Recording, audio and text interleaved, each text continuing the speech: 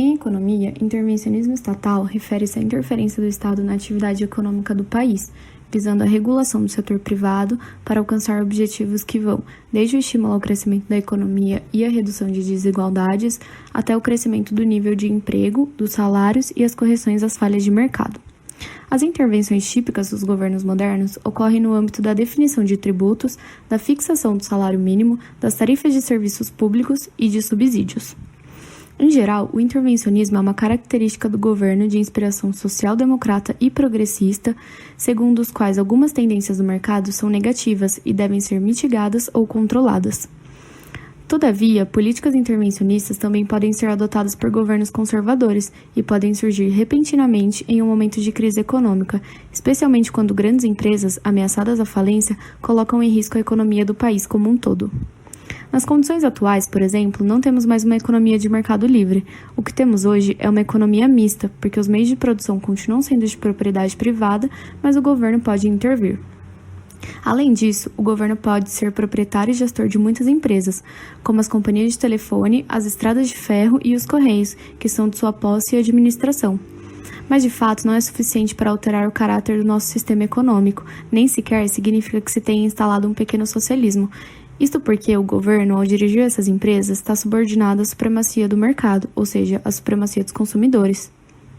Nesse sistema de economia de mercado obstruída, uma intervenção é uma ordem isolada emitida pela autoridade que representa o aparato do poder, o governo, que obriga o empresário proprietário dos meios de produção a empregar esses meios de uma maneira diferente do que empregariam normalmente. Interferência via restrição, a natureza das medidas restritivas. Medidas restritivas são medidas adotadas pela autoridade com o propósito principal e direto de desviar a produção, pois toda interferência desvia a produção dos caminhos determinados pelo mercado. A característica específica de uma medida restritiva consiste no fato de que o desvio da produção é o objetivo intencional do governo que a implementou. A autoridade pode, através de uma medida restritiva, proibir a fabricação de alguns bens, proibir a utilização de algum método de produção ou tornar a fabricação que utiliza tal método mais difícil e mais cara. Tais medidas empobrecem o povo em geral, pois se o mercado não for interferido, as forças que nele atuam tendem a usar os meios de produção de maneira que melhor satisfaça as necessidades humanas. Quando a autoridade interfere nesse processo, fazendo com que os fatores produtivos sejam usados de forma diferente, o resultado inexorável é a diminuição da oferta e não há como aumentá-las com medidas restritivas. As desvantagens causadas por essas medidas, que diminuem a produtividade e, portanto, restringem a oferta, são compensadas pelas vantagens em outras áreas. Pode considerar justificável que o pão, por exemplo, custe mais caro para a população em geral, a fim de que os fazendeiros proprietários de terras menos férteis possam viabilizar a sua produção. O governo pode proibir a utilização de novos equipamentos a fim de proteger as empresas que não possam dispor dessas máquinas, possibilitam que o pequeno varejista continue a ser competitivo, embora o consumidor esteja sendo prejudicado.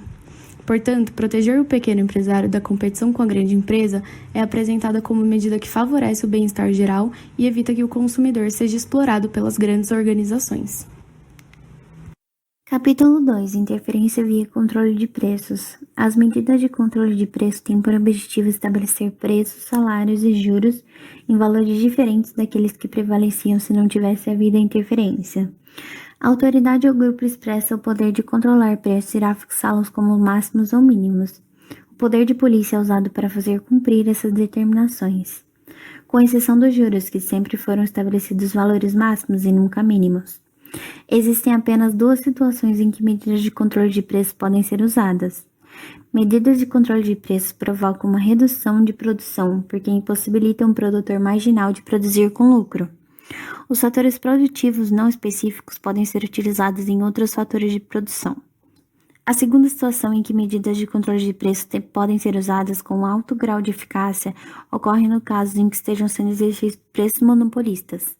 A medida de controle de preços no caso de preços monopolistas podem ser bem-sucedidas, desde que não pretendam reduzir o preço a um valor menor do que ele teria no mercado não obstruído e sem monopólio. O salário fixado de uma forma autoritária tende a causar desemprego permanente de uma parte considerável da força de trabalho. Quando isso acontece, o governo mais uma vez intervém, concedendo algum tipo de auxílio.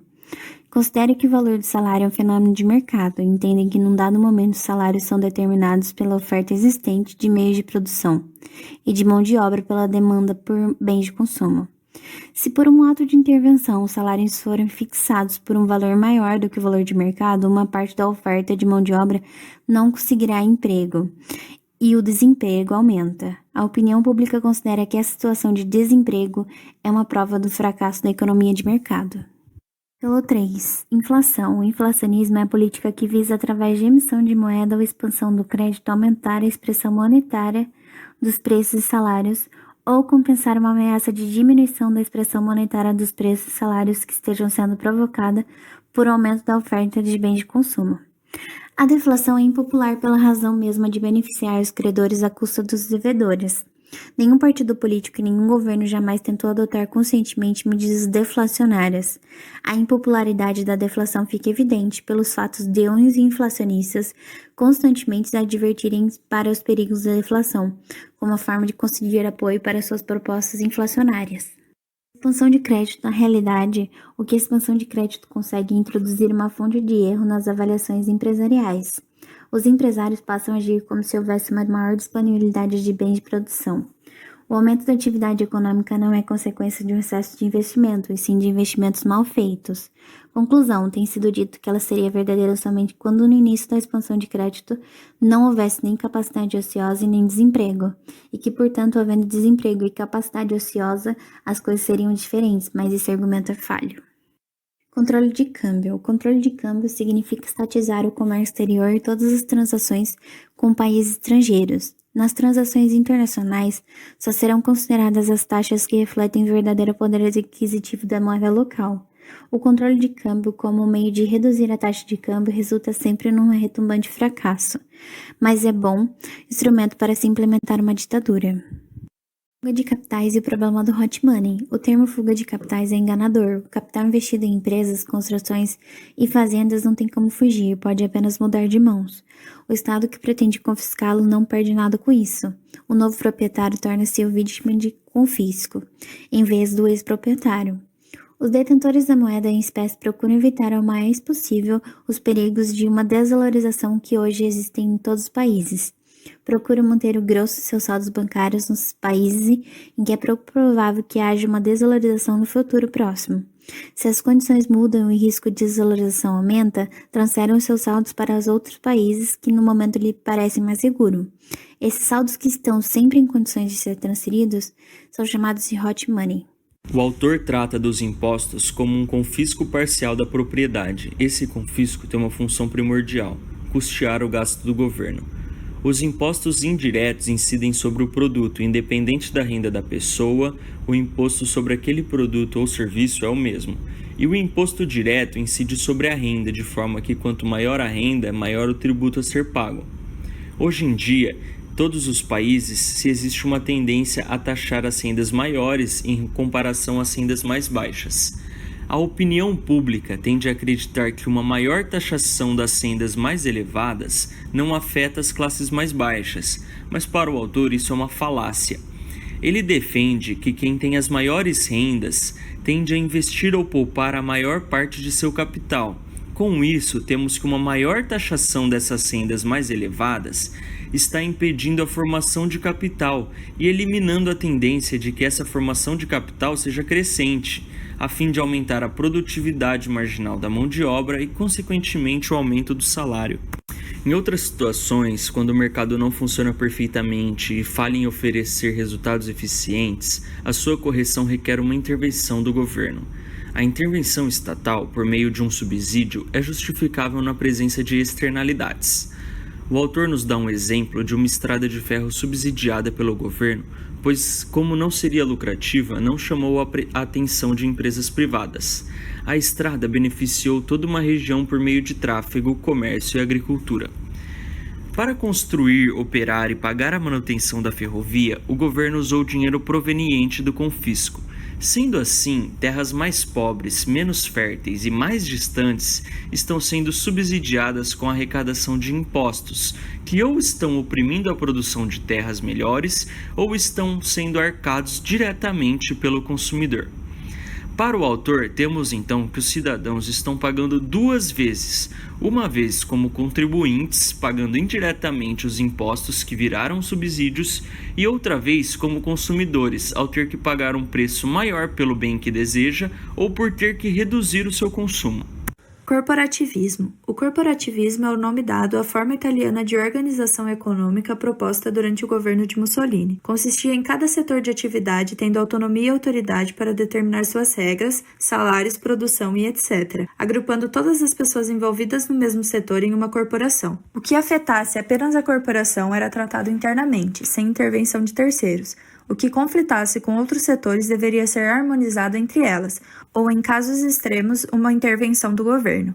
Esse sistema nunca foi implementado por ser irrealizável e não ter tanta precisão em seus pressupostos, já que em uma sociedade baseada na divisão do trabalho não existem problemas internos que afetem apenas um setor, então não se pode deixar as decisões de produção serem tomadas apenas por aqueles envoltos na mesma atividade. A proposta de uma atividade econômica organizada por corporações que detêm a exclusividade do produto e não temem a competição, além de criar uma sociedade de monopolistas, tira o poder do consumidor.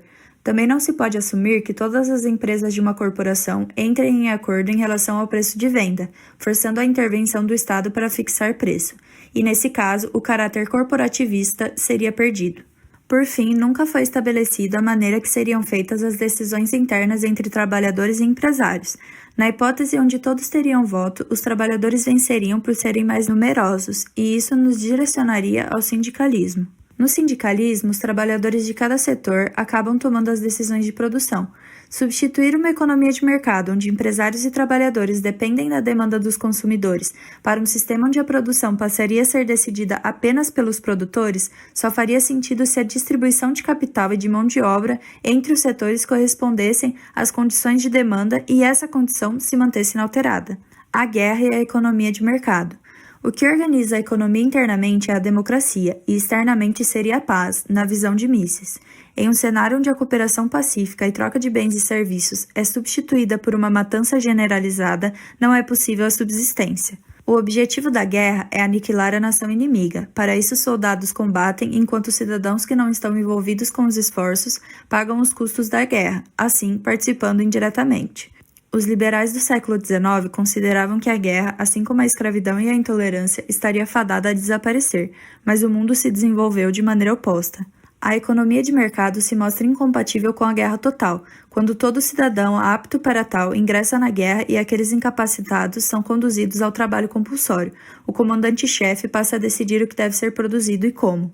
Assim, a economia de mercado é substituída pelo socialismo de guerra. Desta forma, o autor menciona que não se pode travar uma guerra total sem implantar o socialismo, já que o conceito de guerra total consiste na imersão e contribuição da sociedade toda na dinâmica de guerra. Quando a Segunda Guerra estourou, a França e a Inglaterra estavam mais preocupadas em impedir lucros decorrentes da guerra do que em equipar da melhor forma suas forças armadas. Durante uma guerra, quando as nações capitalistas não utilizam a superioridade industrial de seus sistemas econômicos, a capacidade de resistir e as chances de vitória ficam consideravelmente reduzidas. Também não deveria haver a discussão sobre a possibilidade de implementação de medidas contra os lucros, porque enquanto não findar a guerra, não há como avaliar se uma empresa teve lucros em virtude dela. Depois de ganhar e ser estabelecida uma nova ordem mundial, haveria tempo suficiente para confiscar os lucros decorrentes da guerra. Políticas de defesa da concorrência visam assegurar a competitividade de um determinado mercado, reprimindo o abuso de poder de mercado e de condutas anticompetitivas. A existência do poder de mercado traz consigo uma vantagem competitiva para aquele que o detenha sobre os demais, o que permite que esse agente econômico passe a adotar políticas que podem vir por desestabilizar o mercado, onde o concorrente pode ser forçado a seguir a conduta do detentor do poder de mercado, o consumidor pode ser coagido a pagar preços mais elevados que o natural e a economia pode passar a operar abaixo do pleno emprego, com a diminuição da oferta e demanda agregadas que levam, por sua vez, a ineficiências de mercado. O poder de mercado é, via de regra, acompanhado de uma restrição produtiva, de um aumento no nível de preços do setor e da obtenção de lucro acima do normal pelo detentor do mesmo. E ainda não está relacionado somente aos preços, mas também à lógica que uma maior concentração da oferta implica em uma maior probabilidade de colusão. No Brasil, existem leis que reprimem o emprego do poder de mercado que vise a dominação de mercado, a eliminação da concorrência via práticas predatórias ou o aumento tributário de lucros. Em contrapartida, a livre concorrência é um fator constitucional da ordem econômica. Com isso, temos que a legislação não torna ilegal o monopólio ou o poder de mercado em si, mas sim tenta controlar tanto a forma como este é adquirido, quanto como este é mantido, de forma a incentivar e coagir os agentes econômicos a agirem de forma responsável e eficiente. Ações antitrust são políticas de defesa da concorrência originadas a partir de um processo exploratório analítico de pontos particulares ao mercado em análise, tais como a identificação da existência do poder de mercado, a delimitação do mercado no qual o poder é exercido, as condições de mercado que possibilitam ou não a manifestação de abuso de poder de mercado, a avaliação dos possíveis efeitos anticompetitivos de conduta ou concentração e a análise das deficiências geradas pela conduta, que por sua vez dão origem à análise dos ganhos ou perdas líquidas em termos de eficiência de mercado. As empresas têm sua conduta classificada como ilícita quando geram, em termos líquidos, perdas de eficiência ao mercado. São estas etapas que dão origem a uma estratégia, esta associada à prática de defesa da concorrência e ações antitrust, que visam, caso a caso, remediar os danos oriundos do abuso de poder de mercado e de condutas anticompetitivas geradoras de ineficiências de mercado, e ainda contê-los de forma que não causem danos novamente, visando garantir para o consumidor e para a economia as condições necessárias para sua evolução sadia.